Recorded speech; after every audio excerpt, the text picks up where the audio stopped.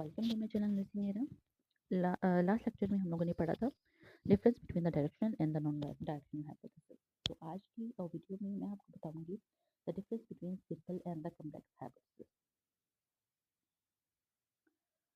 Simple hypothesis किसे बोलते हैं? A hypothesis that shows a relationship between one independent and one dependent variable. तो simply इसके अंदर ये बताया जाता है कि हाँ, एक रिलेशनशिप है इंडिपेंडेंट और डिपेंडेंट वेरिएबल के अंदर, लेकिन सिर्फ एक इंडिपेंडेंट होगा और एक डिपेंडेंट वेरिएबल होगा। सिर्फ एक एक के दरमियान में रिलेशनशिप शो किया जा रहा होगा। जैसे कि यहाँ पर एग्जांपल दी गई है। Patients who receive a cold compress after IV insertion experience less pain than those who do not receive cold compresses। जाहिर सी बात है, जैसे कि यहाँ पर है कि वो पेशेंट जो कोल्ड आईवी इंसर्शन के बाद कोल्ड कंप्रेसेस लेते हैं तो उनमें पेन लेस होता है then those who do not receive and cold compresses. तो सिंपल रिलेशनशिप है कि कोल्ड कंप्रेसेस लेंगे तो पेन लेस होगा और जो नहीं लेंगे उनमें नहीं होगा।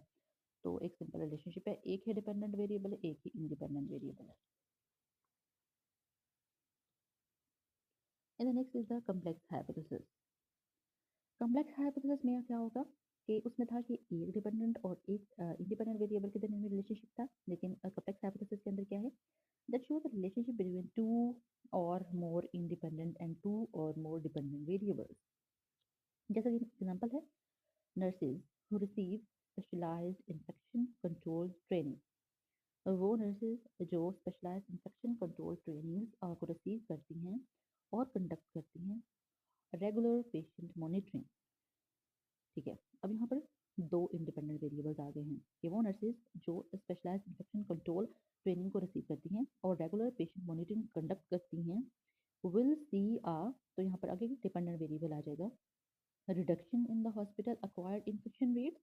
Because specialised infection control training लेंगी तो इसका जो है रिलेशनशिप है reduction in the hospital acquired infection rate, और जो कंडक्ट रेगुलर पेशेंट मॉनिटरिंग करेंगी and increase in the patient satisfaction rate scores. So दो इंडिपेंडेंट हो गए और दो डिपेंडेंट हो गए।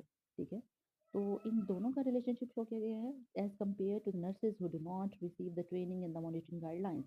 तो ये दो इंडिपेंडेंट और दो डिपेंडेंट वेरिएबल के दरमियान में जो है रिलेशनशिप शो किया जा रहा है, तो इसको हम बोल सकते हैं कॉम्प्लेक्स हाइपोथेसिस।